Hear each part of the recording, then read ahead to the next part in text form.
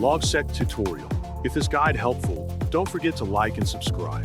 Open Logseq.com by typing the address on the search bar and pressing enter. Once you're on the home page, locate the Download for Windows button at the top right corner of the screen and click on it. Your browser will begin downloading the Logseq installation file. When the download is complete, click on the downloaded file to launch the installation process. Once the installation finishes, Logseq will automatically open and take you to a demo graph. To begin using Logseq with your own notes, click on the Add a Graph button located at the top section of the app interface. A pop-up window will appear asking you to select a folder. Click the Choose a Folder option.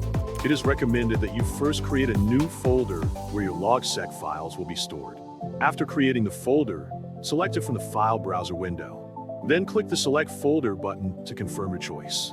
You can begin writing your first note inside Logseq.